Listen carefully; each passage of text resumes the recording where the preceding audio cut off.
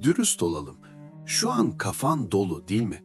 Hatta belki de bu videoyu yapman gereken başka bir işten kaçmak için açtın. Sorun değil, hepimiz yapıyoruz.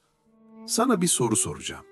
Hiç sabah uyandığında alarmı erteleyip tavana bakarken benim bu hayatta ne işim var dediğin oldu mu? Ya da her şeye sahip olsam bile içindeki o garip boşluk hissinin neden geçmediğini düşündün mü? Sanki bir parçan eksik ama ne olduğunu bulamıyorsun. Bak, bu his sadece sana özel değil. 100 yıl önce Franz Kafka adında bir adam tam da bu his yüzünden delirmek üzereydi. Prag'da sıkıcı bir ofiste çalışıyordu. Sigorta memuruydu. Tıpkı bizim gibi sabah 8, akşam 5. Nefret ettiği bir iş, baskıcı bir baba, bitmeyen beklentiler. Sonra bir gün Kafka'ya ne oldu biliyor musun? Hastalandı. Verem oldu. Herkes üzüldü ama Kafka ne yaptı? Sevindi. Evet, yanlış duymadın. Çünkü hastalık onun için bir çıkış biletiydi.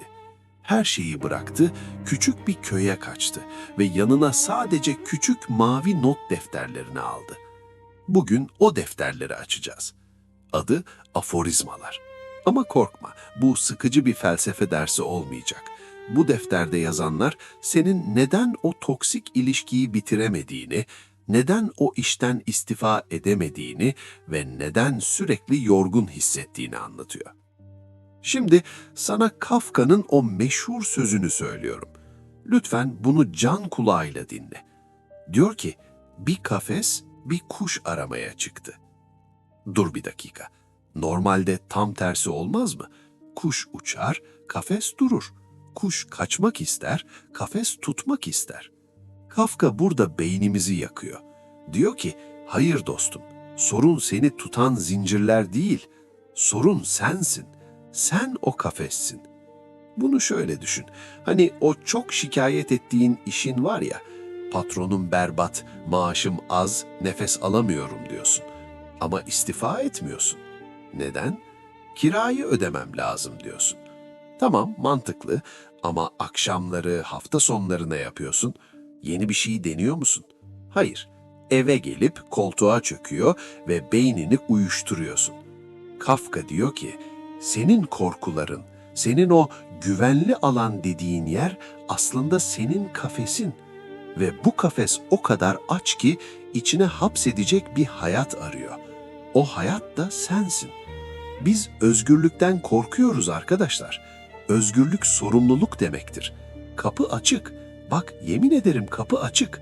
Ama dışarısı soğuk, dışarısı belirsiz. İçerisi ise sıcak ve tanıdık. O yüzden kafes kuşun peşinden koşmuyor. Kuş, ne olur beni hapset, ne yapacağımı söyle diye kafese yalvarıyor. Bunu fark ettiğin an hayatın değişiyor. Gelelim ikinci meseleye. Neden hepimiz bu kadar aceleciyiz? Markete gidiyoruz, kasa sırası 2 dakika uzasa deliriyoruz. İnternet yavaşlasa çıldırıyoruz. Videoları bile 2x hızla izliyoruz. Belki bunu da öyle izliyorsun. Sorun değil. Kafka defterine şunu yazmış. İnsanın 2 büyük günahı var. Sabırsızlık ve tembellik. Sabırsız olduğumuz için cennetten kovulduk, tembel olduğumuz için geri dönemiyoruz. Bu cümle tokat gibi değil mi? Bak, cennet derken dini bir yerden bahsetmiyor sadece. Huzurdan, mutluluktan bahsediyor. Biz her şeyi hemen istiyoruz. Hemen zengin olalım, hemen aşık olalım, hemen zayıflayalım. Süreçten nefret ediyoruz. Sadece sonuca odaklıyız. İşte bu sabırsızlık bizi anın tadını çıkarmaktan, yani cennetten kovuyor. Peki ya tembellik? Buradaki tembellik bütün gün yatmak demek değil. Zihinsel tembellik bu. Kendini tanımaya üşeniyorsun. Ben kimim, ne istiyorum diye sormak zor geliyor. Onun yerine başkaları ne yapıyor diye bakmak, Instagram'da kaydırmak daha kolay. Başkasının hayatını kopyalamak, kendi hayatını inşa etmekten daha kolay. Kafka diyor ki, dönemiyorsun çünkü üşeniyorsun. Kendi ruhunun derinliklerine inmeye üşeniyorsun. O yüzden mutsuzsun. O yüzden sürekli bir şeyler alarak, tüketerek o boşluğu doldurmaya çalışıyorsun. Ama dolmuyor, dolmaz. Tamam, Kafka karamsar bir adamdı, kabul ediyorum. Ama bu kitapta öyle bir umut ışığı var ki insanı ayağa kaldırır.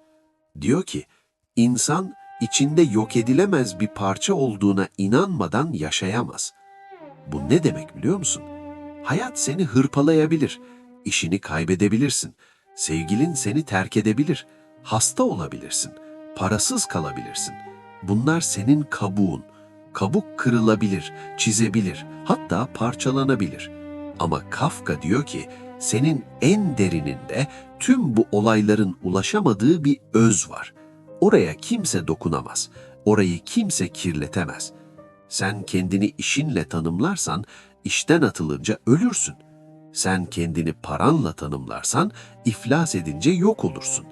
Ama kendini o yok edilemez özle tanımlarsan, işte o zaman seni yıkamazlar. Kafka o karlı köyde ciğerlerinden kan gelirken buna tutundu. Dedi ki, bedenim ölüyor olabilir ama ben ölmüyorum. Bugün senin o yok edilemez parçan nerede? Onu unuttun mu? Gündelik dertlerin, faturaların, dedikoduların altına mı gömdün? Onu bulman lazım. Çünkü seni o yataktan kaldıracak tek güç o. Son olarak, hepimiz bir yol haritası arıyoruz değil mi? Biri gelsin, elimizden tutsun, şuradan git, bunu yap, mutlu olacaksın desin. YouTube'da başarının 5 kuralı, mutluluğun formülü videolarını bu yüzden izliyoruz. Ama Kafka son noktayı koyuyor. Gideceğin bir yer var ama yol yok. Yol dediğimiz şey senin tereddütlerindir. Yani diyor ki, harita marita yok kardeşim.